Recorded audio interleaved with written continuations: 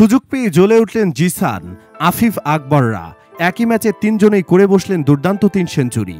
২টি করে ওয়ানডে ও টি-20 খেলবে বাংলাদেশ টাইগার্স ও হাই পারফরম্যান্স ইউনিট, যার প্রথম ওয়ানডেতে সোমবার মুখোমুখি হয় দুদল, যেখানে বাংলাদেশ টাইগার্সের বোলারদের পিটিয়ে ছাতু বানান এইচপির ব্যাটাররা। ওপেনার জিসান আলম ৬টি ৪ ও ১৩টি ৬-এ ৭৮ বলে ১২৭ রানের ঝোড়ো ইনিংস খেলেন। এরপর আফিফ হোসেনের ৭৪ বলে ১০৩ ও আকবর আলীর ৭৪ বলে অপরাজিত ১০২ রানের সুবাদে স্কোরবোর্ডে ৫ উইকেটে ৪০৩ রানের পাহাড় জমায় এইচপি।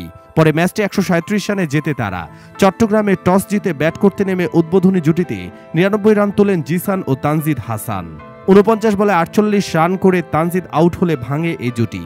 এরপর মাহফুজুল আলম ও প্রীতম কুমার সুবিধা করতে পারেননি, তবে অন্য প্রান্তে তাণ্ডব চালাতে থাকেন জিসান। ইনিংসের ২৭তম ওভারে এই ওপেনার ফিরলে পঞ্চম উইকেটে আফিফ আকবর জুটিতে আসে ১৮৯ রান। আফিফ সেঞ্চুরি পূর্ণ করে রান আউট হলেও অপরাজিত থাকেন আরেক সেঞ্চুরিয়ান আকবর।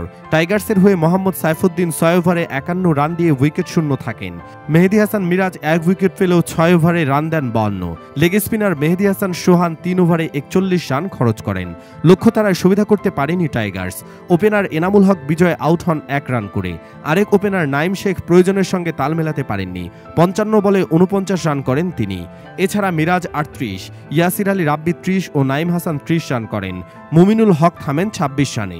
৪৭.২ ওভারে ২৬৬ রানে গুটিয়ে যায় টাইগার্সের ইনিংস।